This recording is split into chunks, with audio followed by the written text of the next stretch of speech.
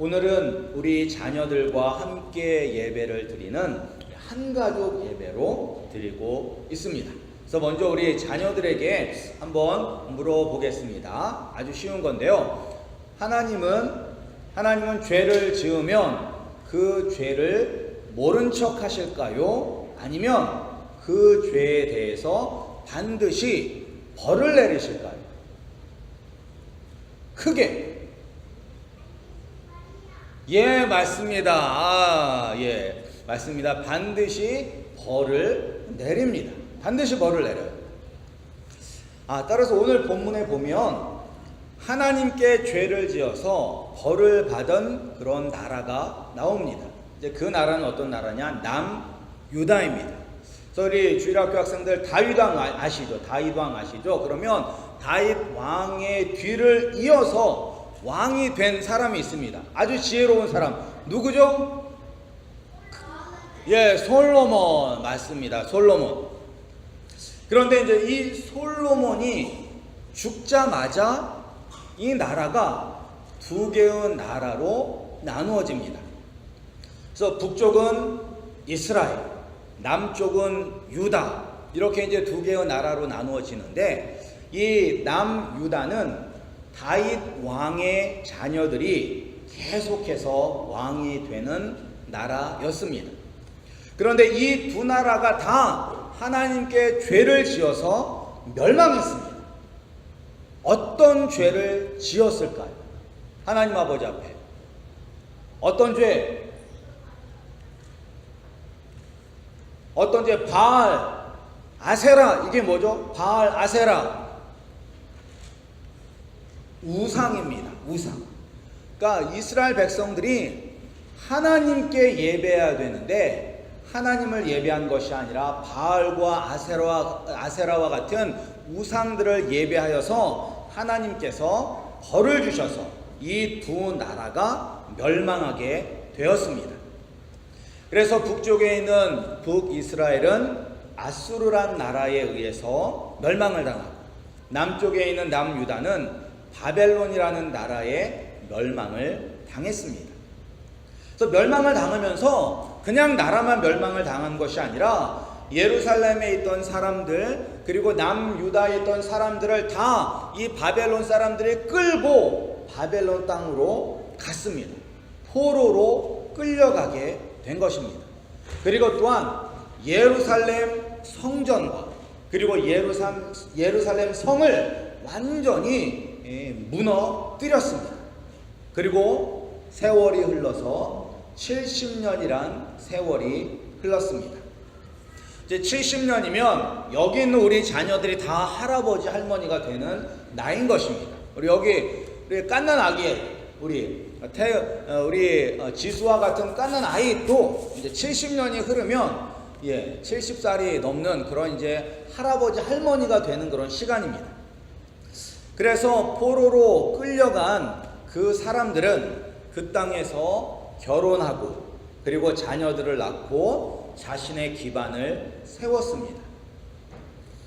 그리고 이제 이 바벨론 땅에서 이 예루살렘까지 얼마나 멀리 떨어져 있냐면 995마일이나 떨어져 있습니다. 그래서 이 도보로 걸어서 이 바벨론 땅에서 예루살렘까지 가려면 4개월이 걸렸습니다. 따라서 이미 폐허가 된 그 땅에 가는 사람은 아무도 없었습니다. 그런데 하나님은 자신이 택하신 사람을 사랑하실까요? 하나님은? 그렇죠. 그러면 하나님이 한번 사랑하시면 하나님은 끝까지 사랑하시나요? 아니면 하나님과 우리를 사랑해도 우리가 하나님을 예배하지 아니하고 자꾸 딴짓을 하면 에휴, 나 이제부터 너 사랑 안 해, 나 너 미워해, 이렇게 하실까요? 하나님은 한 번 사랑하시면 끝까지 사랑하십니다. 그래서 얼마나 사랑하시냐면 십자가에서 우리 대신 못 박히셔서 물과 피를 다 쏟으시면서 죽으시기까지 우리를 사랑하셨습니다. 그럼 비록 하나님께 죄를 지어서 멸망당했지만 하나님이 사랑하시고 택하신 이스라엘 백성들을 하나님께서는 다시 회복시켜 주실까요? 아니면 그대로 멸망하게 내버려 두실까요? 그렇죠. 다시 회복시켜 주셨습니다. 그런데 이 회복은 전적으로 하나님이 하셨습니다. 이스라엘 백성들은 다시 예루살렘으로 돌아가려고 어떤 일도 하지 않았습니다.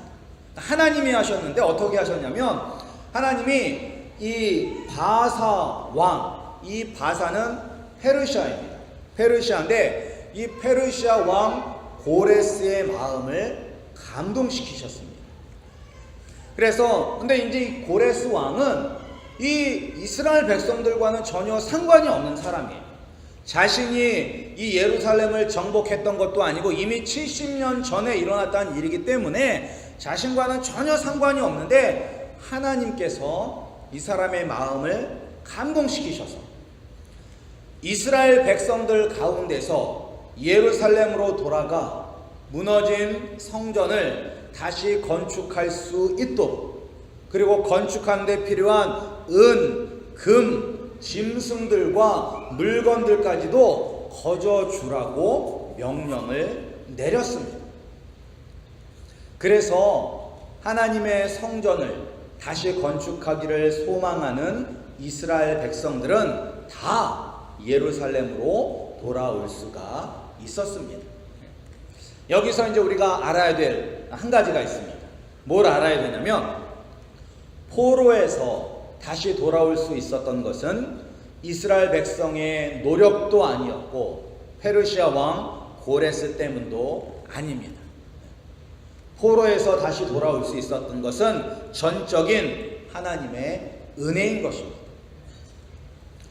지금 우리가 하나님의 자녀가 된 것도, 그리고 또한 우리에서 나온 자녀들, 우리 엄마들이 배 아파서 나온 우리의 자녀들이 믿음의 부모 아래서 나온 것도 하나님의 전적인 은혜인 것입니다. 따라서 내가 예수님을 믿는 것은 내가 예수님이 믿는 것이 아니라 전적인 하나님의 은혜로 내가 예수님을 믿게 되는 것입니다. 그래서 우리가 전에는 사단 마귀의 포로였었는데 이 포로에서 누가 우리를 구원해 주셨느냐? 예수님이 우리를 구원해 주신 것입니다. 이제 이 포로로 잡혔던 이스라엘 백성들이 예루살렘 땅으로 다시 돌아왔습니다. 왜 돌아왔죠? 무엇을 하려고? 뭘 다시 건축하려고? 성전. 그렇죠. 성전. 예루살렘 성전을 다시 건축하기 위해서 왔어요. 그러니까 이제 이 사람들이 막 예루살렘 성전을 다시 건축하기 시작했습니다. 그런데 성전을 건축하는 것이 어려웠을까요? 쉬웠을까요? 어려웠어요. 왜 어려웠어요? 왜 어려웠어요? 우리 주일학교 우리 학생들, 우리 큐티 할 때 많은 우리 아이들이 이미 에스라서를 가지고 했어요. 에스라서를 가지고. 왜 힘들었냐면 주변에 사는 다른 나라 사람들이 방해했어요, 안 했어요? 그렇지, 방해했어요. 주변에 있는 다른 사람들이 예루살렘 성전을 짓지 못하게 막 방해했어요. 위협하기도 하고 협박하기도 하고 왕에게 거짓말로 보고서를 꾸며서 보내서 이 성전을 건축하는 것을 중단시키기도 했어요.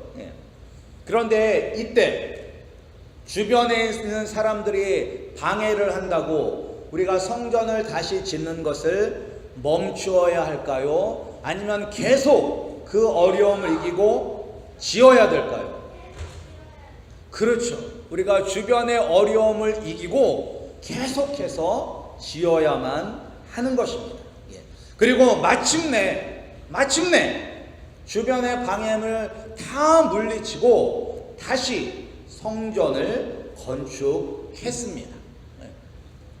그래서 우리도 오늘날 성전을 다시 건축해야 합니다. 근데 성전에서 하는 것이 무엇일까요? 성전에서 뭘 드려요? 그렇죠. 예배를 드리죠. 성전에서 예배를 드려요.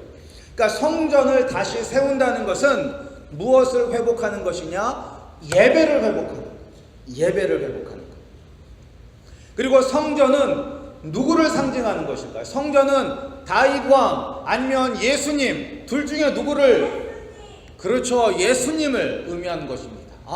이거 미리 저희들이 연습을 한 것도 아닌데, 제 아들이 너무 잘 맞춰서 이거 미리 연습한 거 아닙니다. 성전은 예수님을 나타내는 것입니다. 그러니까 성전을 다시 짓는다는 것은 무엇이냐? 예수님과의 관계를 다시 새롭게 만든다는 것. 내가 예수님과의 관계가 좀 멀어졌다면, 내가 예수님을 바라보는 것이 아니라 세상을 바라봤다면 그 시선이 다시 예수님께로 집중되는 것이 바로 성전을 다시 건축하는 것입니다.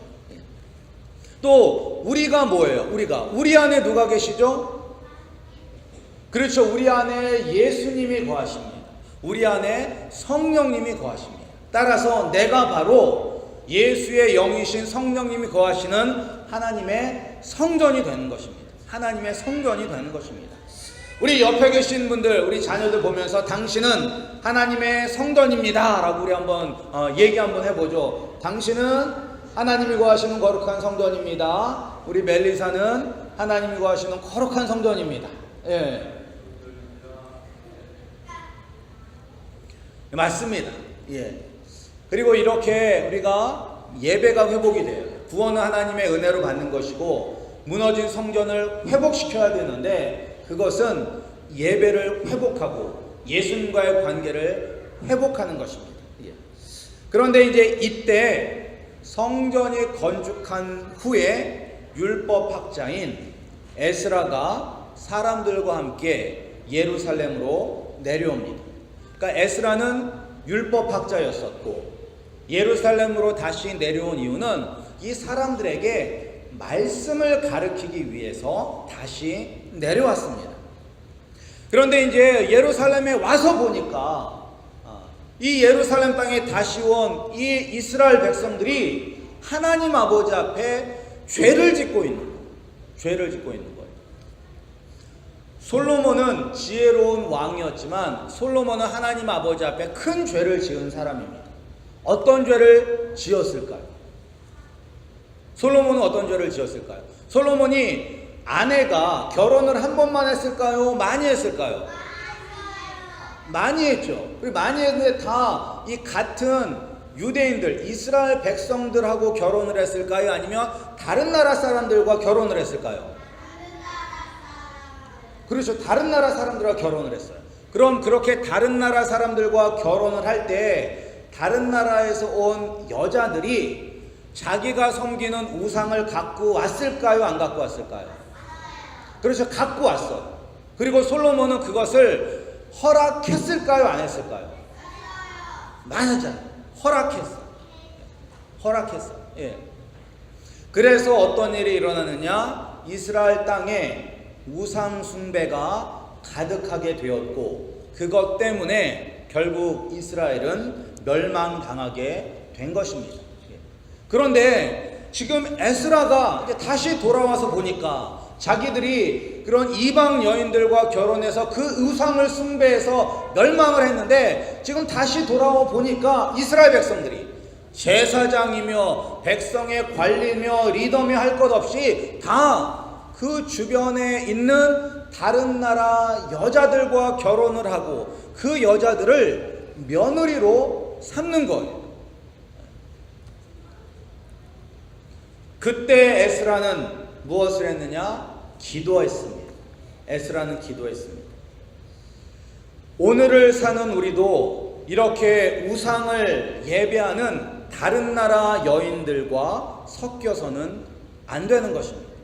근데 오늘날 다른 나라 여인들은 무엇이냐? TV라든지 인터넷이라든지 이런 것을 아니면 세상의 문화를 통해서 우리에게 들어오는 세상의 가치관들, 자녀를 잘 교육시키려면 이렇게 교육을 해야 된다. 우리가 비즈니스에서 성공을 하려면 이렇게 해야 된다. 우리가 뭐 인간관계를 잘하려면 이렇게 해야 된다라고 세상이 우리에게 알려주는 것들이 있습니다. 우리가 그것들을 그냥 아무 생각 없이 받아들이는 것이 이방 여인들과 결혼하는 것과 마찬가지가 되는 것입니다. 우리에게는 절대적인 기준이 있습니다. 절대적인 기준이 무엇이죠? 절대적인 기준. 맞습니다. 예. 이 성경이 우리에게는 절대적인 기준인 것입니다. 예. 따라서 우리가 이 기준에서 벗어나는 것은 과감하게 버려야 하는 것입니다. 우리가 세상을 따르지 않으면 세상에서 뒤처지는 것처럼 보일 때가 참 많습니다. 그러나 성경은 우리에게 보여주고 있습니다. 성경은 또 역사잖아요. 진짜 있었던 역사. 성경은 말씀을 떠나서 세상을 쫓아간 이 북이스라엘과 남유다가 멸망한 것을 우리에게 분명히 보여주고 있습니다. 그런데 지금 포로에서 돌아온 이스라엘 백성들이 다시 똑같은 일을 저지르기 때문에 에스라는 통곡하며 주저앉아 회개하며 기도하고 있는 것입니다. 우리도 마찬가지입니다. 세상을 따라가면 반드시 패배하지만 말씀대로 살면 반드시 승리합니다. 우리에게 구원을 주신 하나님께 감사하고 또한 우리의 온전한 성전 되시는 예수님을 바라보며 신령과 진정으로 예배 드리는 우리 성도님들이 되시기를 축복합니다. 그리고 또 세상을 따라가기보다 말씀대로 세상을 살아감으로 최후의 승리를 누리시는 우리 아름다운 교회 성도님들이 되시기를 주님의 이름으로 축복합니다.